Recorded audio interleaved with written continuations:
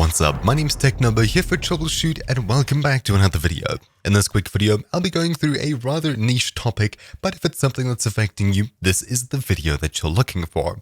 So I'm currently using Windows 10, as you likely are as well, and if you've ever opened up your task manager, you've probably seen something like this, a whole bunch of random info on different programs. If I visit the Performance tab and right-click on the single graph here, hover over Change Graph to and choose Logical Processes, you'll see something like this. Each graph is a new logical processing core. Because my PC has 12 cores and it's multi-threaded to have 2 threads per core, you can see exactly what each processing core is doing and how much of it is utilized. As you can tell already, something is very odd here. Everything has barely any usage except for CPU number 4. This one over here is pinned to 100%. You're probably looking at something similar to this if you've been Googling for this video.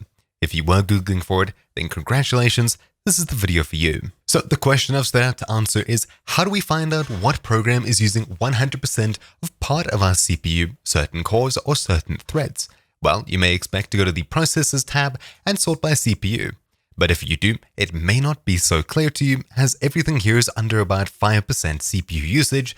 However, performance shows something very different. Something is definitely slowing down one of my cores. It could be any one of these, and it could cause quite a large performance impact on multi-threaded workloads like video editing, rendering, and certain games. So how exactly do we get to fixing this? Well, let's find out exactly what's causing it. Because the Processes tab over here doesn't help us at all, what do?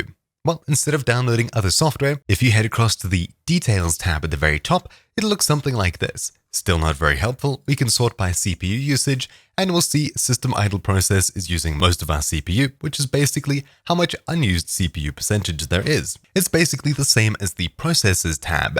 Not much help. So what exactly do we do to find out what program is causing an issue? Well, at the very top where all of these sort buttons are, right-click anywhere up here and then click Select Columns. Now, inside of this new window, simply make sure to locate CPU time. Then simply tick it and hit OK. After doing this, you'll notice a new column at the very top.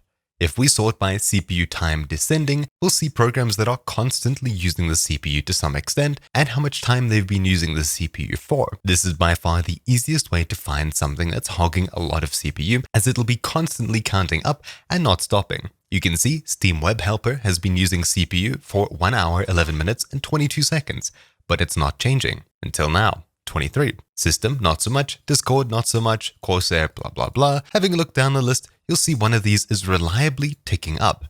9 minutes, 9 minute 01, 02, etc., etc. CPU Z is causing the issue and it's constantly using 4% of my CPU. Right, so now that we know what the issue is, we can simply open it up and see exactly what the issue is. In my case, it wasn't CPU-Z, this is purely just for a test, but it was Asus AI Suite used for overclocking and system management.